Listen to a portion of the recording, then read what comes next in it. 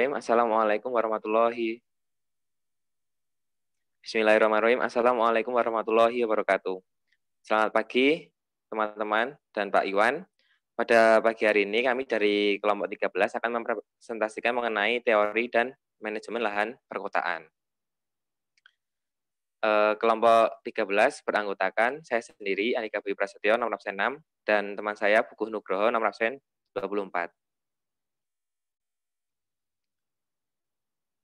Ya, pada pagi hari ini kita akan membahas mengenai 5 topik, yaitu yang pertama teori lahan perkotaan, yang kedua konsep manajemen dan kebijakan lahan, yang ketiga ekonomi politik lahan, yang keempat sistem informasi lahan, dan yang terakhir pengendalian lahan.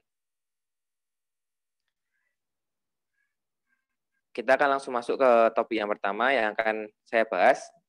Pada topik yang pertama kita membahas mengenai teori lahan perkotaan. Nah, teori lahan perkotaan ini terdapat atau terbagi menjadi 4.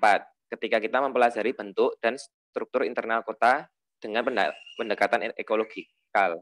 Yang pertama ada concentric zone model, yang kedua ada sektoral model, yang ketiga ada multiple nuclei model, dan yang terakhir adalah peripheral model. Teori penggunaan lahan lainnya adalah teori Bitrend function yang membagi penggunaan lahan menurut produktivitas dan willingness to pay masing-masing sektor. Teori lahan perkotaan juga terkait dengan adanya urban sprawl, transformasi lahan di daerah sekitar perkotaan akibat berkembangnya aktivitas dan ekonomi kota. Nah, terkait dengan urban sprawl tadi, akan menjelaskan bentuk rembetan berupa yang pertama concentric development, yang kedua ada axial atau ribbon development, dan yang terakhir ada leapfrog development. Nah, di sini kita bisa melihat ada 3 model penjalaran atau urban sprawl. Yang pertama ada model penjalaran fisik kota secara konsentris. Yang kedua ada model penjalaran fisik kota secara memanjang atau linier mengikuti jalan raya atau jalan pusat. Dan yang terakhir adalah model penjalaran fisik kota secara meloncat, yaitu tidak beraturan. Nah, lalu kita akan memasuki topik yang kedua, yaitu mengenai konsep manajemen dan kebijakan lahan.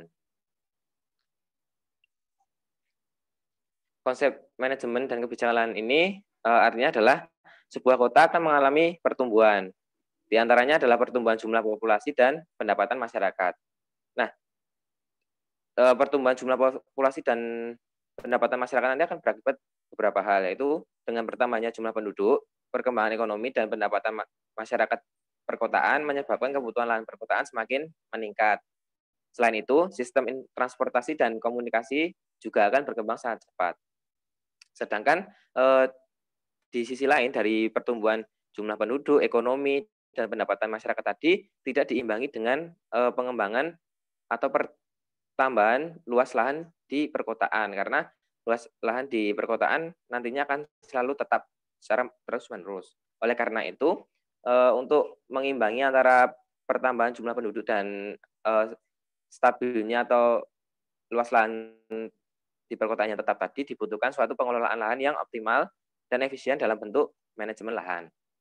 Manajemen lahan adalah segala upaya yang dilakukan terhadap lahan agar dapat memberi manfaat sebesar-besarnya bagi pihak berkepentingan, terutama masyarakat. Manajemen lahan adalah pengelolaan lahan yang dilakukan oleh pemerintah dalam bentuk perencanaan dan pengaturan dengan tujuan terciptanya kerangka fisik dan hukum bagi proyek pembangunan dan pembebasan lahan oleh pemerintah, pihak swasta maupun pemilik lahan. Oke, dalam konsep manajemen dan kebijakan lahan ini ada 3 hal penting, yaitu yang pertama ada pengadaan lahan, ada yang kedua kemudian ada pemanfaatan lahan, dan yang terakhir adalah pengendalian lahan.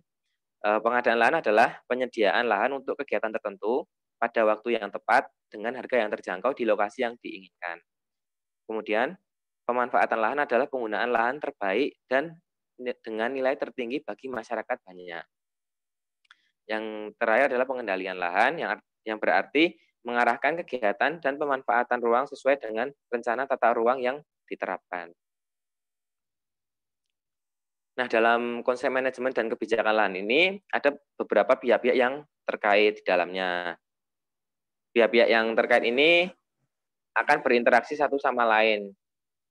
Pemerintah juga turut berperan dalam interaksi ini dengan cara antara lain membuat peraturan dan menyediakan infrastruktur. Nah, di sebelah kanan kita bisa melihat bahwa ada gambar diagram yang menunjukkan hubungan dari masing-masing pihak, yaitu ada landowner, ada klien, public sector, builder, advisor, developer, dan financier. Lalu lanjut, dalam rangka melakukan manajemen lahan, pemerintah bisa membuat kebijakan lahan. Kebijakan lahan ini merupakan salah satu bentuk intervensi pemerintah terhadap interaksi yang terjadi di pasar lahan perkotaan, sehingga mempengaruhi penggunaan, perencanaan, kepemilikan, harga, dan manfaat lahan dalam kaitannya dengan proses pembangunan. Nah, kenapa sih pemerintah itu harus melakukan intervensi? Pemerintah melakukan intervensi karena adanya kegagalan dan ketidaksempurnaan pasar. Salah satu contohnya adalah mekanisme pasar yang gagal menyediakan public goods. Jalan misalnya. Karena jalan kan terjadi dengan mekanisme pasar dan tidak disediakan dengan baik, maka pemerintah harus melakukan intervensi. Karena jika tidak ada jalan, nantinya akan menyebabkan adanya free rider. Kemudian juga untuk menghilangkan eksternalitas, yaitu untuk mencapai keadilan bagi semua komponen masyarakat. Contohnya adalah adanya eksternalitas negatif seperti pencemaran dan kerusakan lingkungan yang dihasilkan oleh beberapa perusahaan. Kemudian alasan yang ketiga adalah redistribusi sumber daya masyarakat yang langka. Kita tahu karena sumber daya itu terbatas, sedangkan kebutuhan dari manusia itu tidak terbatas, sehingga perlu adanya manajemen atau kebijakan lahan yang merupakan intervensi dari pemerintah tadi. Kemudian alasan yang terakhir adalah dengan adanya intervensi berupa kebijakan lahan ini, pemerintah bisa mengontrol pembangunan, membentuk pola guna lahan, serta menjamin terjadinya keadilan dan redistribusi sumber daya. Nah, ini kita bisa melihat ini adalah contoh-contoh dari barang, yaitu ada private goods, group goods, public goods, dan common resources yang kemudian dibedakan sesuai dengan excludable-nya atau rivalry-nya. Dari mulai yang secara ada di excludable, kemudian ada juga di rivalry, atau ada di excludable, tapi tidak ada di rivalry, dan seterusnya. Nah, selanjutnya adalah jenis kebijakan lahan, yaitu ada dua, yaitu yang bersifat insentif atau promotion aspek, dan yang bersifat disinsentif atau kontrol aspek. Nah, untuk yang bersifat insentif ini bersifat mendorong bentuk pembangunan tertentu terkait pemanfaatan lahan. Jenis kebijakannya itu terkait dengan development dan redevelopment, good town planning, public goods, redistribution, and welfare. Sedangkan untuk yang disinsentif bersifat mengatur dan membatasi free market dan pemusatan kekuatan tertentu terhadap lahan. Jenis kebijakannya itu eksternalitas, powerful agent, urban sprawl, serta price, profit, and gains. Nah, ini perbedaan dari kedua kebijakan, ada masing-masing 4. Untuk yang insentif atau promosi atau pengarahan itu, yang pertama ciri-cirinya adalah mengarahkan pembangunan, development, dan redevelopment, menghasilkan rencana yang baik atau good town planning, kemudian menyediakan public goods, dan yang terakhir mendorong kesejahteraan dan kesempatan atau redistribution and welfare. Sedangkan untuk yang disinsentif atau pengendalian atau kontrol atau pencegahan, yaitu yang pertama mencegah eksternalitas negatif atau externalities, yang kedua mencegah konsentrasi kepemilikan atau powerful agent, yang ketiga mencegah pembangunan yang tidak berarah atau urban sprawl, dan yang terakhir adalah mencegah harga lahan yang tidak realistis atau price, profit, and gains. Oke, selanjutnya kebijakan lahan di Indonesia secara umum. Kebijakan lahan di Indonesia secara umum termuat dalam Hukum Agraria Indonesia yang berisi himpunan peraturan hukum tanah dari tingkat undang-undang, peraturan pemerintah, Kepres, dan Impres, peraturan menteri, dan lainnya. Landasan hukumnya antara lain yang pertama, landasan ideal hukum agraria nasional adalah pasal 33 ayat 3 Undang-Undang Dasar 1945. Yang kedua, Falsafah dasar Pancasila memandang tanah sebagai karunia Tuhan, tidak digunakan sebagai alat spekulasi dan monopoli. Yang landasan hukum selanjutnya adalah pasal 1 ayat 1 Undang-Undang Nomor 5 Tahun 1960 tentang Peraturan Dasar Pokok-pokok Agraria atau UUPA yang berbunyi seluruh wilayah Indonesia adalah kesatuan tanah air dari seluruh rakyat Indonesia yang bersatu sebagai bangsa Indonesia. Nah, selanjutnya kita akan membahas mengenai kebijakan tanah tadi menurut sejarah, yaitu dari yang pertama adalah land reform atau reformasi agraria. Reformasi agraria adalah perombakan sistem penguasaan dan pemilikan tanah pertanian untuk meningkatkan taraf hidup petani melalui peningkatan produktivitas pertanian. Nah, land reform ini bergulir di tahun 1960 atas terbitnya UUPA nomor 5 tahun 1960. Dasar hukumnya di pasal 6, 7, 10, 11, 13, dan 17. Di dalam UUPA ini ada batasan luas tanah maksimal yang bisa dimiliki oleh satu keluarga atau badan hukum. Jika memenuhi batas, akan diambil oleh pemerintah dengan ganti kerugian untuk selanjutnya dibagikan kepada masyarakat yang membutuhkan sesuai dengan ketentuan-ketentuan yang ada dalam peraturan pemerintah. Nah, kemudian dijelaskan lagi dalam Perpu nomor 56 tahun 1960, batasan maksimalnya untuk daerah tidak padat, kurang padat, cukup padat, dan sangat padat adalah berturut-turut 15 hektar, 10 hektar, 7 hektar, 5 hektar, dan 5 hektar untuk sawah, dan 20 hektar, 12 hektar, 9 hektar, dan 6 hektar untuk tanah kering. Selanjutnya adalah hak atas tanah atau hak atas lahan. Hak atas lahan atau property right tidak sama dengan hak pembangunan atau development right. Hak atas lahan merupakan status hukum atas lahan, sedangkan hak pembangunan hanya dimiliki oleh pemerintah, sehingga setiap pembangunan harus memperoleh izin dari pemerintah. Hak atas lahan menurut UUPA antara lain yang pertama hak milik, yang kedua hak guna bangunan, itu hak untuk mendirikan dan menggunakan bangunan atas tanah milik orang lain. Yang ketiga ada hak guna usaha atau HGU untuk mengusahakan tanah milik negara dalam jangka waktu tertentu, biasanya 25 tahun atau 30 tahun. Kemudian yang ketiga ada hak pakai, menggunakan dan menemu hasil yang ada di atas tanah negara atau orang lain tanpa ada perjanjian sewa. Dan yang terakhir hak sewa.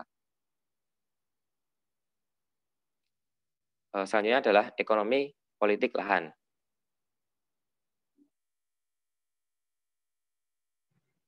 Ekonomi politik atas lahan ini artinya manajemen lahan tadi sangat dipengaruhi oleh sistem ekonomi politik yang dianut oleh suatu negara.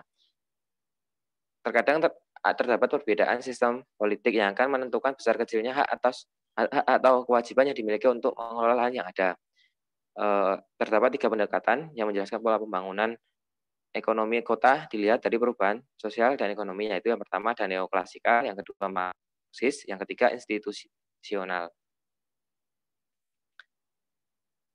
Nah, di sini ada penjelasannya, yaitu untuk yang pertama pandangan neoklasikal itu berlaku di negara-negara kapitalis, kemudian kepemilikan pabrik atau negara atas lahan sangat rendah atau atas lahan rendah, dan yang terakhir adalah suatu paham di mana melihat segala sesuatu berdasar pada tingkat keseimbangan dan berlaku sistem mekanisme pasar. Yang kedua ada pandangan Marxis, yaitu berlaku di negara-negara sosialis, kepemilikan publik atas lahan tinggi.